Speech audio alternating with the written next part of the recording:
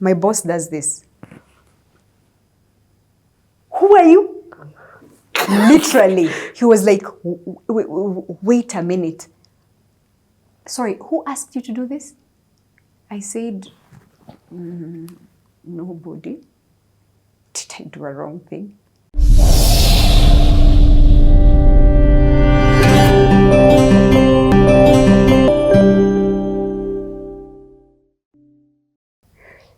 So let me segue to financial crisis, because that was also a transformational part in my career. So when I joined the organization, we had about 12, 14 staff. Financial crisis was tough, so the company had to significantly downsize. And we moved from, I think, 12 people to 4. What? So that means more jobs. And now my boss is beginning to tell me, you see why you did law and accounting? Those serve us very well. Because now you'll start dealing with investors, investor relations. Through your legal background, you become the company secretary. Hey. Hold on. Don't skip this. From the 12, you remain. Yes. From the 12, I remain. I'm part of the 4. Hey? And the other 3 is my boss, Mark, Tom, and Mohammed Shekli. All these guys are Ivy League, university guys. Wow. And I'm like, why me? This is months after you've been. This is now May 2009. Okay. I'm a progressive guy. Don't forgive me when I keep going back sometimes. I use my mental picture to understand where it is that we are so that I can ask the right questions. So I've seen you there. I've seen you starting. I've seen you, how the impact it's having on you. I'm also seeing, like, the picture that I have of you is I've seen you, you know in movies, that one light which is on at night. Yes. And you're just there. Yes. That's what I'm seeing of you. Then, but I'm also seeing you beginning to realize your parents were right, your brother was right. Yes. And you're getting a heart for Kenya. Yes. Or Africa, to change it to be this Dubai place that we've seen. Yeah. So you come home with an understanding that I'm going back. They work on your visa? They work on my visa. Once I go back, they work on my visa. So I get, I think, a 3-year visa now. Okay. Residency. Nice. Yeah. So then now, you go back in probably January of 2009. Yes. I go back in January of 2009. And now... Financial crisis now as it. Financial crisis. I now say I need to move out because now I'm living with my brother and sister and they're just, getting married at that phase. I just feel I need to give them some space, but also to grow. So I begin looking for houses and I remember one weekend I was in the office. So my boss comes and is like, what are you doing here? I laugh. I'm just like, I'm catching up on work. Because now work was also a lot, because we've moved from 12 to 4. Yes. So there's more load. And I'm also, that's why I said my learning curve was like this, Yes. Literally, there's an overload of information, of things that I don't know. And also of another excellent level of excellence that I've never experienced. Did your CPA help you? He did. Absolutely, he did. And my boss actually really liked, because you'll say, oh, debit this. I'll be like, isn't that credit debit? He's like, look at how bright. I'm also a CPA and I didn't even remember that. Fantastic. Go ahead, Mercy. So he gave me a lot of room to grow. And so this time I'm in the office. I tell him, oh no, I'm going to look for places. And I'm like, hey, things are so expensive here. So he's like, oh, really? By the way, how much are we paying you? He's like, you won't find a place with that. Find a place, we'll pay for you. What? This is 2 months after the job. My salary was increased by 50%. I called my brother again. He's like, what? 50% in 2 months. So that you can get accommodation in a proper place. Get accommodation Can't in a proper living place. in. Yes. And, that really redefined my relationship with money. This man was so generous because he saw the person. So for me, I'm always happy to increase people's salaries, double them, even before they finish a year. Do you know what that bought me? Loyalty. Richie, I never looked for a job. Loyalty. Because I could see they care. He doesn't have to. My brother is not even getting that benefit. He doesn't have to pay for my accommodation. But he said, we'll pay for you. And that favor really humbled me. And I'm like, what? If we treat people right, the things that people will do for you. The things that people will do for you, they will shock you. It's an investment in people. Yep. So he invested in me. Just that act. Now I was like, okay, I really have to up my game. Because now these people have paid my rent for 1 year. And then in Dubai, you had to pay rent. 1 check, 1 year. I'm like, now by the time I get this money, accommodation was so limited. Because you have to pay for the whole year. You have to pay for the whole year. Wow. Yeah. But even before we even get there, I forgot. Now, before I got the job, I met 2 people. Now, my brother, he's an entrepreneur. He used to do gigs, bring Kenyans together for a good time. So one of the people I met my very first weekend in Dubai was a lady called Koki. Koki was my dolly. Like someone who walked with me. Like this. But in a different way. Same age, but for those wondering why she said dolly, there's a series we did with that we've just ended called Everybody Needs a Dolly. Yes. She was my solid. Yes, your solid. Right words. Yes, my solid till now. Then before I started, I met Alex. Before you started working? Yes, before I started working. Your now husband? Yes, my now husband. But we met in a social setting and bye. That was it. Oh, that's it? Okay. Yeah. What you mean is you met in the turn up. Why you go social setting me here? When you went to Dubai for a holiday to go to social settings.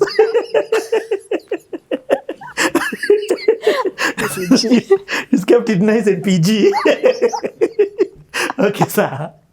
Yeah. So now this is before you started this. This is before I started. I just remembered those 2 were very key. When you were still at your brother's. brother's. My sister-in-law, yes. Okay. Yeah, so those 3, and then there was a lot of friends from my brother's circle. Okay, so you started getting your own relationships in Dubai? No. I just rode on my brother is such a social butterfly. Yes. He will get hundreds of Kenyans together. Nice. Yeah, he started this gig thing. He's a DJ. He also does some DJing right now in the States. So he's a DJ. He started bringing people together just to unwind, have a good time, encourage each other as Kenyans. Nice. Yeah, and that gig actually really grew. It grew. We brought... so I now joined the hustle. Yes. You brought who? Which artist did you bring? We brought Waire. Oh, for real? We brought DJ... Space, Nijo. We brought Space, we brought Nijo, we brought Simple Simon. Like when those guys came, they didn't even have passports. We brought Daddy Konya. Like when they came, some of them had never been on a plane. Enda kwanza Nyayo House. Yes, enda kwanza Nyayo House. But then it was really good because what that was confirming again was the entrepreneurial spirit in the family. Yeah. So let's go back to the professional. This was just something that was happening 2019. Yeah, it's social setting my vibes. Yes, social setting my vibes, yes. Yeah. So you come back working, you're being stretched, you're growing, you've gotten a place now of your own. Yes. I say it, thank God for the transition that God allowed you to have through your brother. It was eased. You were eased into the place. Yeah.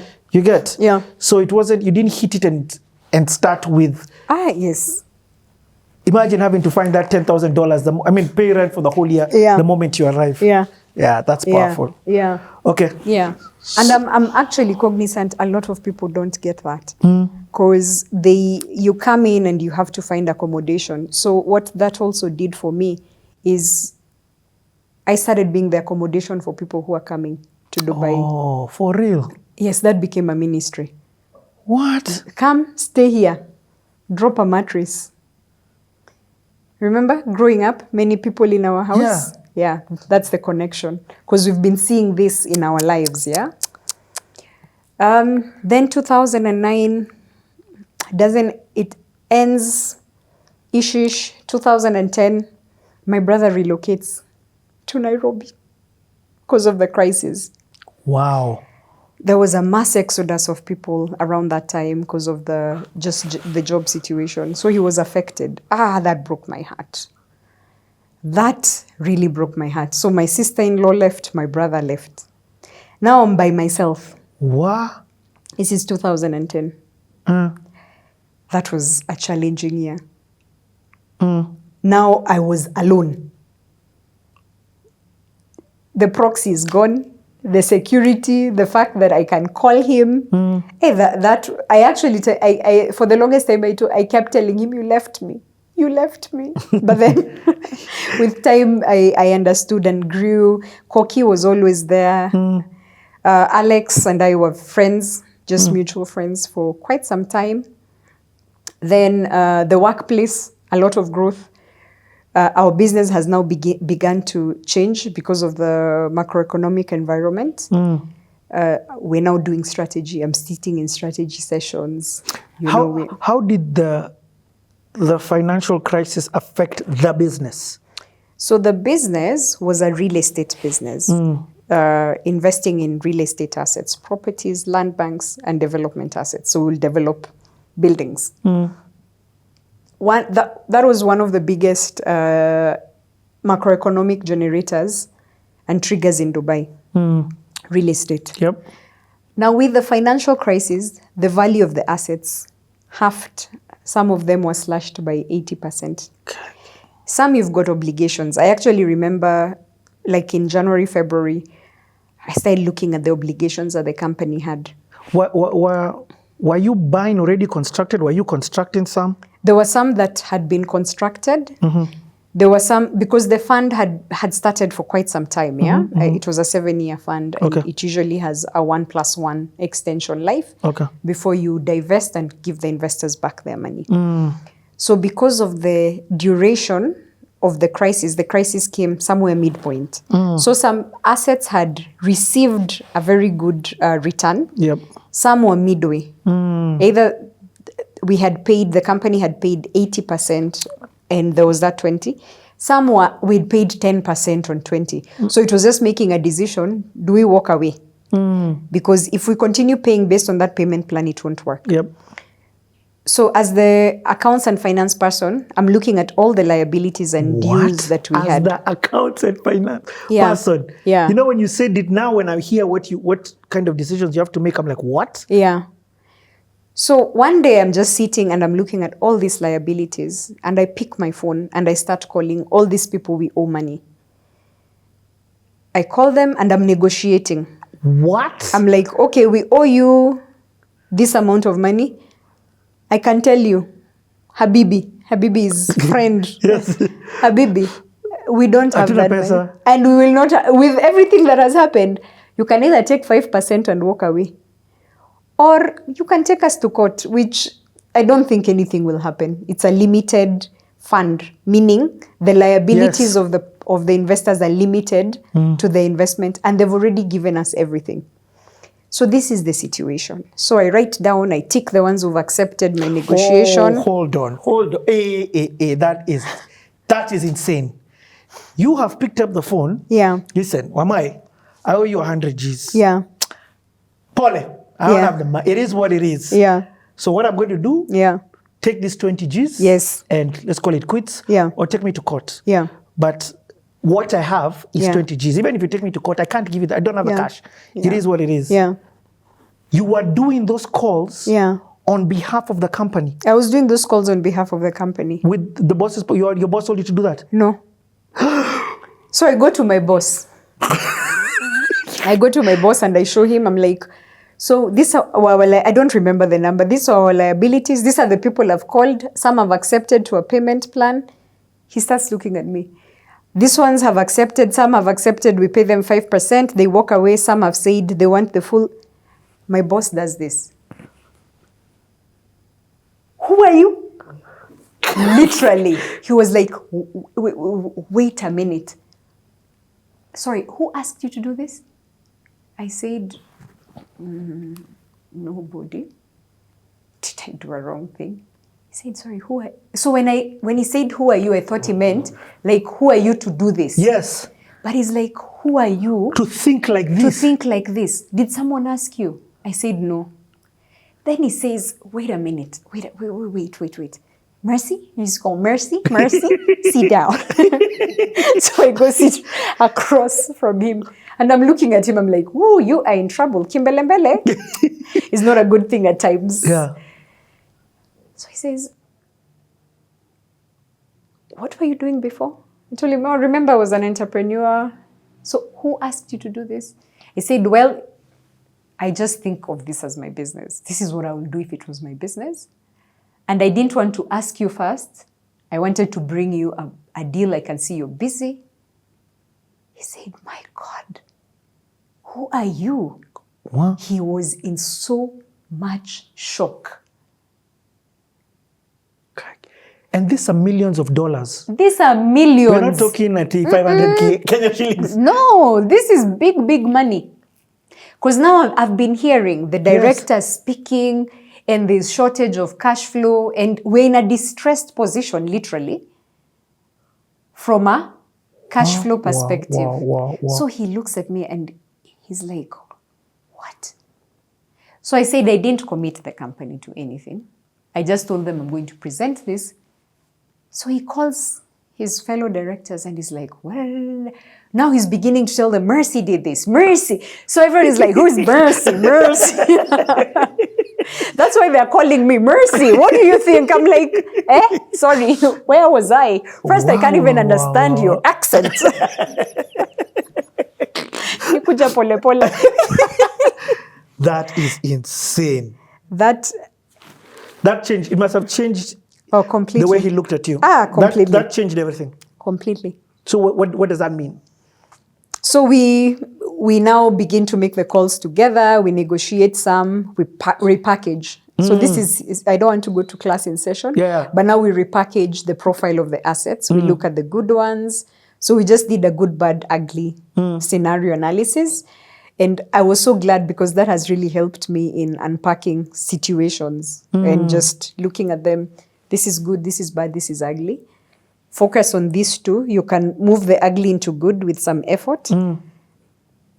So you can move the bad into good. The ugly might take some time. So just choose your battles. It doesn't mean that the ugly is bad. Over, because the assets that looked ugly, fast forward in 2020, some of those properties became where Expo 2020 was held in Dubai. So you just have to have a different perspective in business and say, these ones I'll get the money now. No.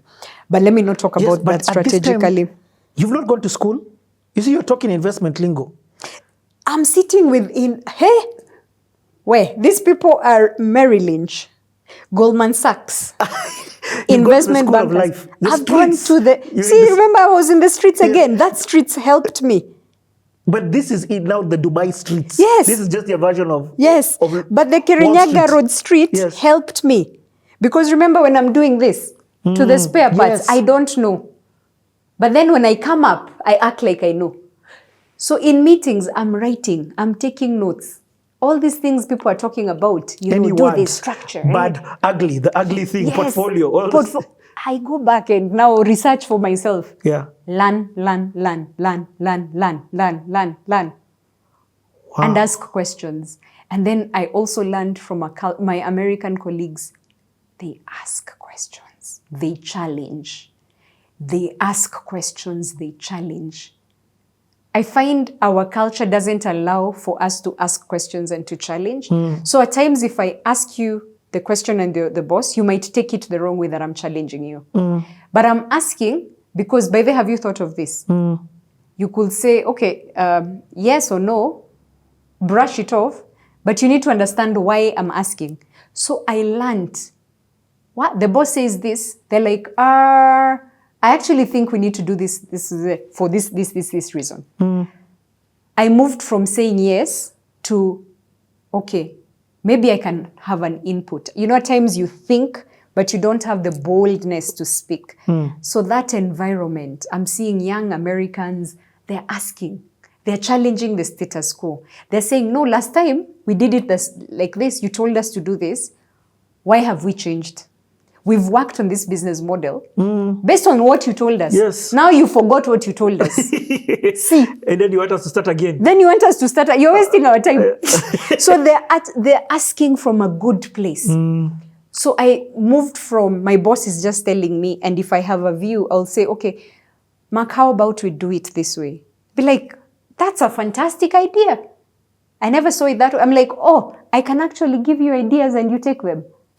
That's the thing. That's the thing. Yeah. You're saying you had a boss who allowed you to bring your input. It's almost like he allowed you to be an equal on the table. Yes. Yes. Wow. Can we? Yes, we can take a break.